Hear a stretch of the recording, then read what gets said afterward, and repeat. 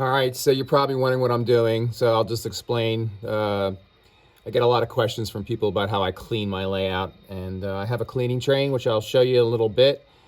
But what I do probably 3 times a year is I pull the yards completely with the yard power, and I basically just take it around the layout, and then I bring my cleaning train in and I clean the tracks, do a little vacuuming, and then I check the cars, and then I just bring it back and put it back in the yard. So keeps the tracks clean. I mean, people always say, like, what's the biggest issue with cleaning? And it's dust. I have a pretty nice basement that's quite sealed, but under any conditions, you're going to have dust.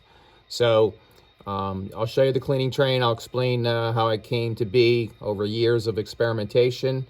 So basically, we just picked up the last track, which is intermodal, because they do set off intermodal in Baltimore. This is Bayview Yard, and you'll see the yard empty. We're gonna do a run by with this, all the cars from Bayview here in a few seconds, or a few minutes actually, and then we'll do the cleaning train. So let's watch this train leave with the last track, and then we'll go ahead and show you the cleaning train and a run by. All right.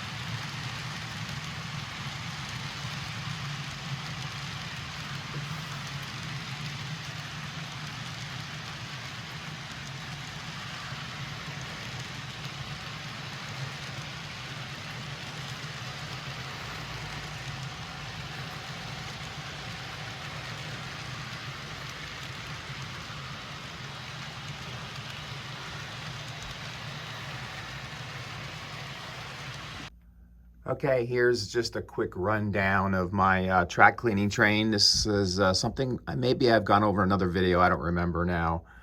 But long story short, this is an evolution over, 20 years of experimentation, where I finally gotten to the point now where I just use this to clean all the tracks on my layout. And I started out doing it by hand, with Bright Boys and or by hand with alcohol and rags, and then eventually migrated to this. I tried all these individually and then finally realized that,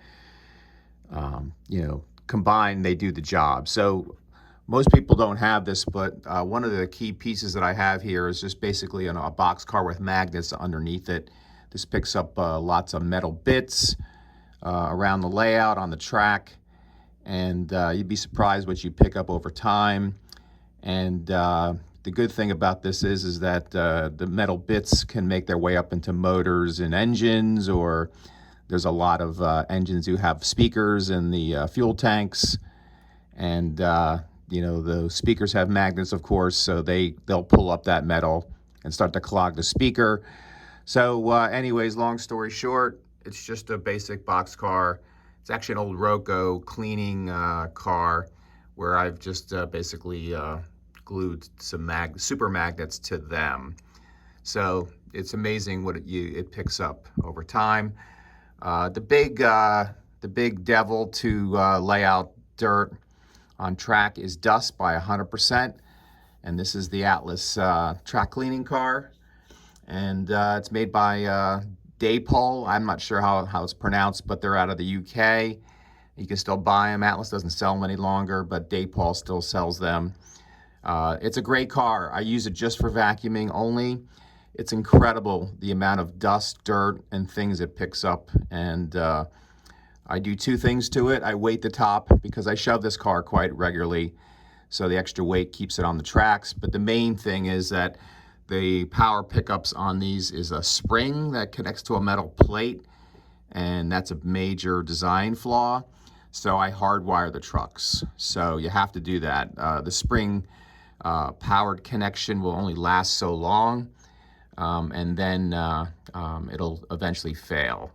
So that's followed by Tony's track cleaning tank car, which I use 91% isopropyl alcohol in. I don't use anything else. I don't use any of those other types of things that give better electrical contact to the tracks. I don't want that on my tracks or my wheels of engines, so that gets filled with isopropyl.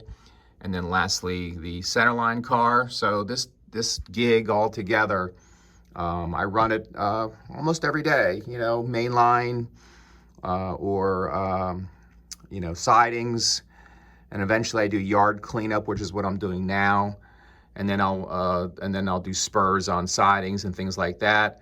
So it's fun. I mean, I enjoy doing it, and since I've done this train, I don't have to clean any engines, wheel sets, anything by hand.